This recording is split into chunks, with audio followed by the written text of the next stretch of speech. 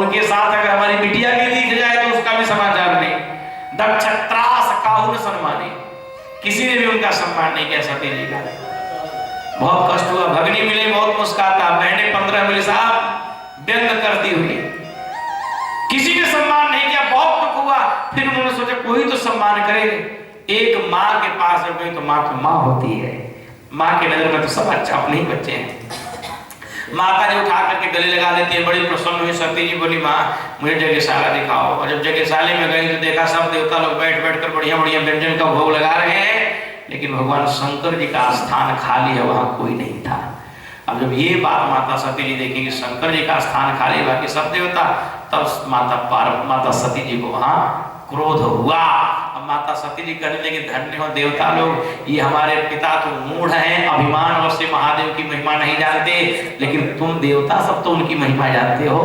अरे जब देवासुर संग्राम हुआ, जब समुद्र मंथन हुआ, समुद्र मंथन में जब हलाहल नाम का जहर निकला तो पूरी दुनिया में किसी देवता के अंदर क्षमता शक्ति नहीं थी कि उस हलाहल को पी करके जो है कि वह विश्व को शांत करे। तो मेरे पति को बुलाकर पिलाकर बौराहा बना दिया।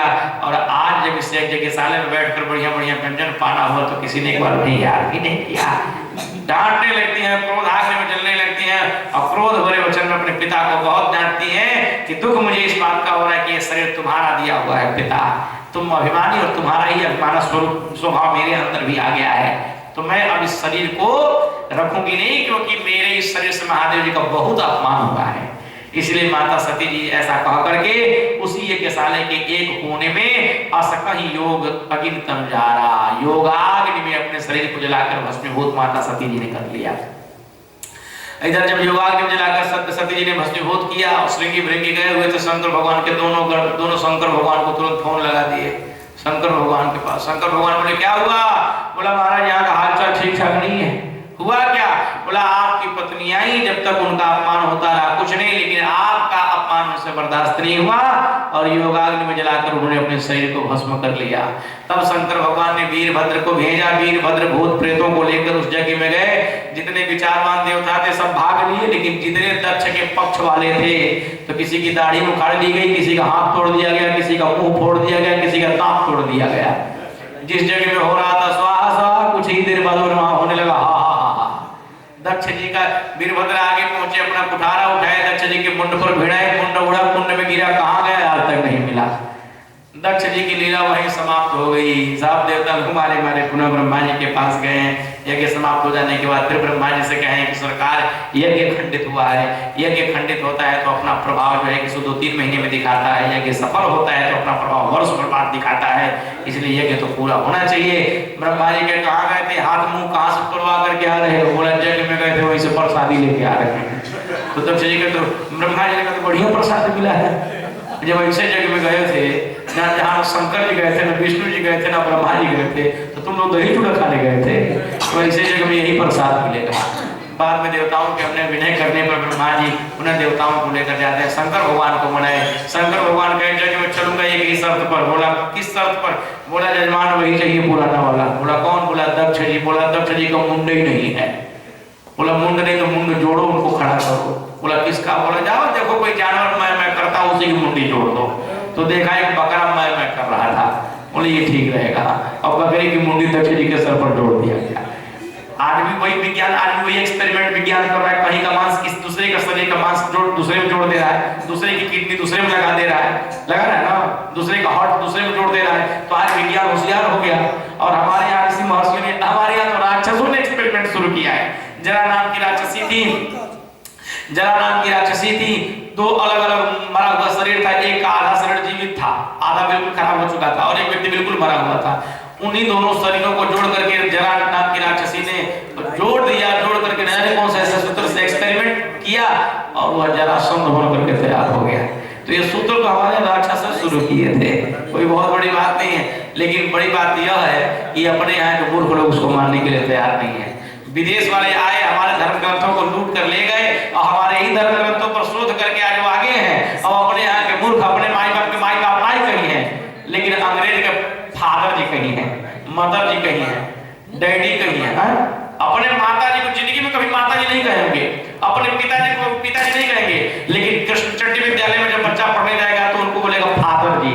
फादर माता जी बोले बाप जी, पता नहीं कौन कहा है, कहां से आया, वो बाप जी हो गया।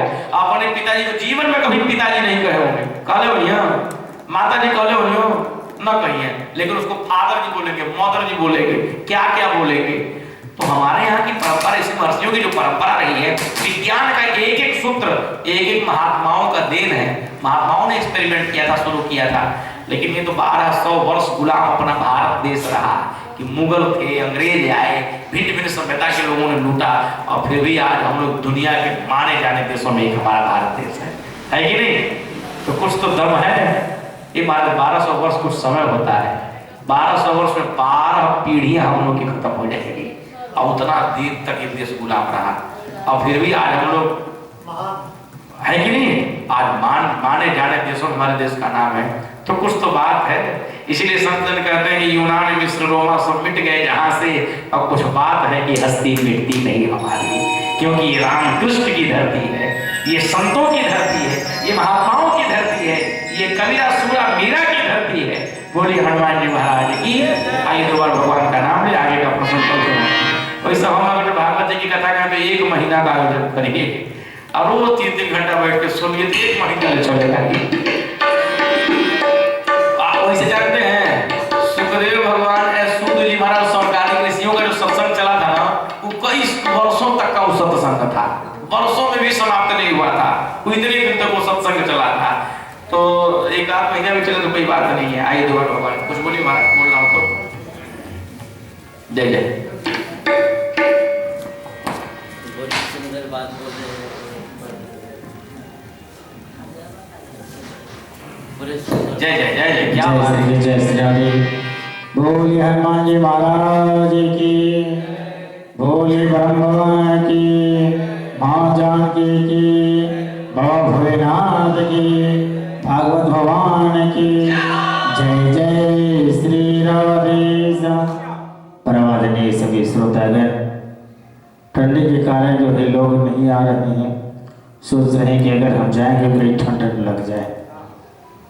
ठंड लगना होगा तो कितना भी रह जाए, इधर में रहेंगे तो ठंड लग जाएगी।